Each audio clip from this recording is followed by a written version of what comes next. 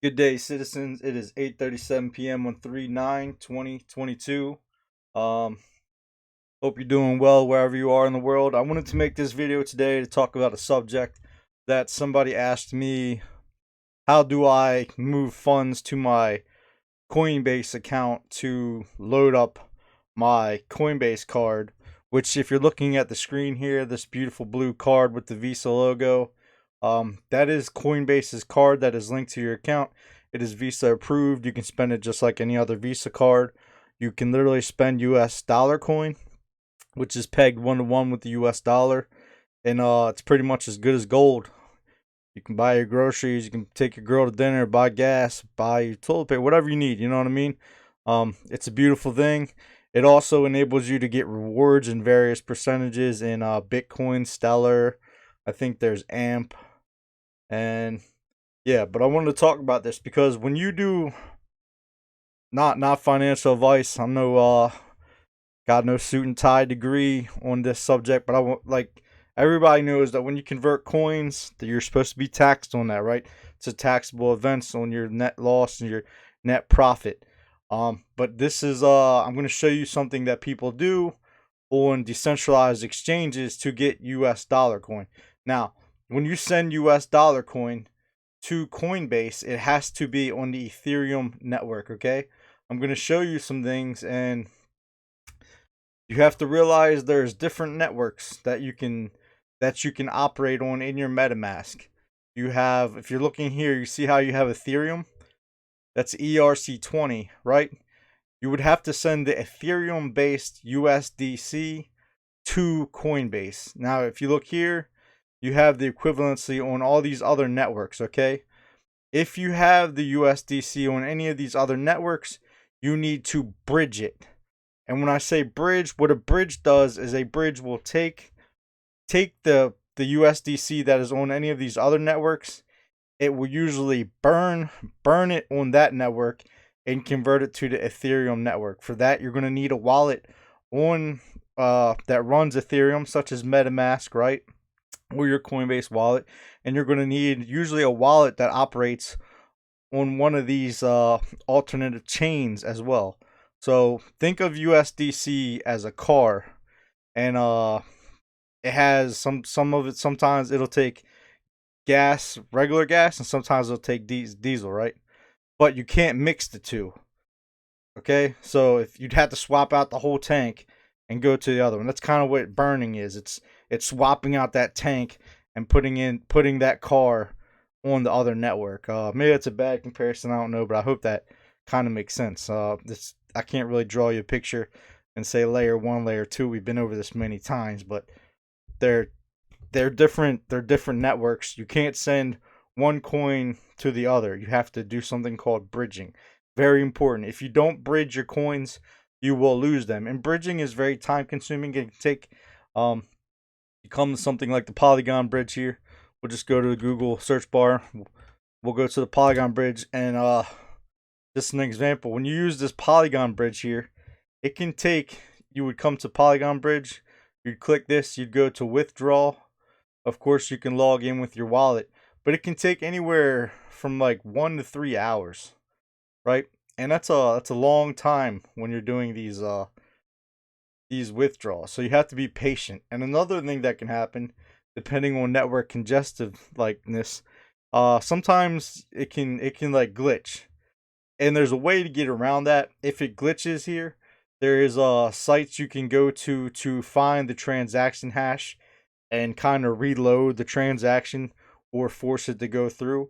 But you have to be aware also when you're doing this, it costs gas to do these things. But somebody was asking me about this, and I wanted to share this knowledge with you because I do use US dollar coin on my Coinbase card, and one of the things that does that here is I own the Ice Poker wearables. We've talked about this. So if you're Ice Poker DGen and you own these wearables and you have players, you know that every day on your account, your people will make you ice. Now you can convert that ice into more DG or any other crypto on something like QuickSwap, right?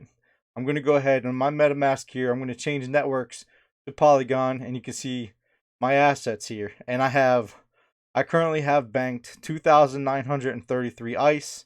Let's say I wanted to convert that to Matic, that would be 221 Matic. This is an example of a decentralized exchange, but this is running on the Polygon network, okay? Now, something QuickSwap is one example of a decentralized exchange or DEX that can do it. Let's say you wanted to do something on BNB, you would have Pancake. If you wanted to use Ethereum, you could use something like Uniswap or SushiSwap. And actually, SushiSwap's pretty cool. It'll actually let you do Polygon as well. You can change to any of these networks. So if you're running on any of these tokens, you might want to use SushiSwap to swap your coins around. So if, like, let's say, for example, I have Matic here and I want to go to USDC, I can do that here. There's things you want to notice when you're doing these swaps here, and I'm going to show you this because this is good knowledge. You see how I have this price impact down here where it says 1%? That's great. That's something you want to do. But let me show you something. Let's say I wanted to do all 466 US dollar coin into XDG. You see how this is 67.93% impacted red? That is not something you want to do. So you have to be aware of these pair analytics.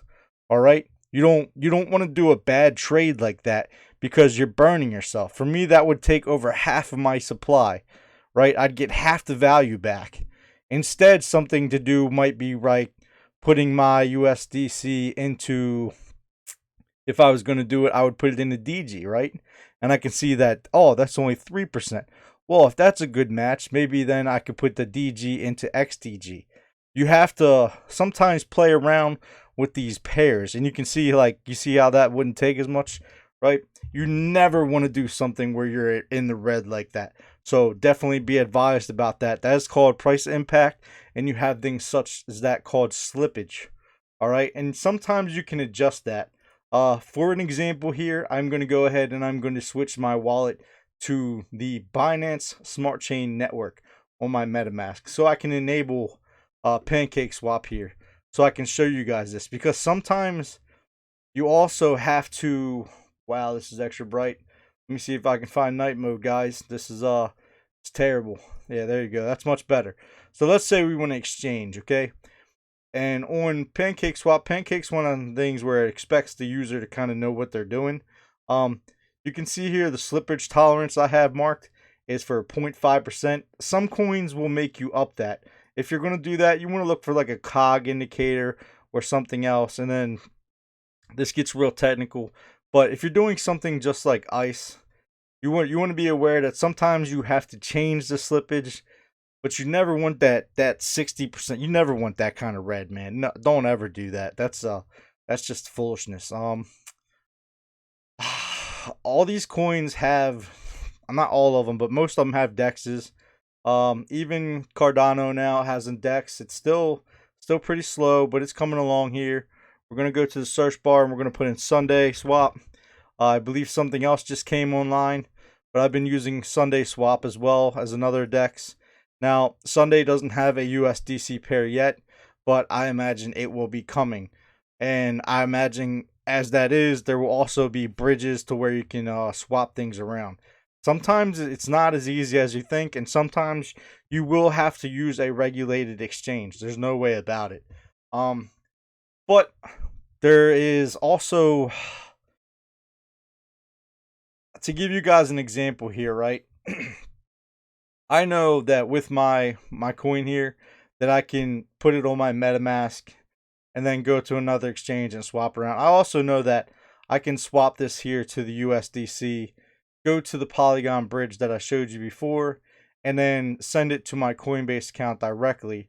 And after so many hashes, it will be approved, and then I can spend it on my lovely blue Coinbase card, right? I can go buy food, I can buy gas, I can buy whatever. These options are available to you.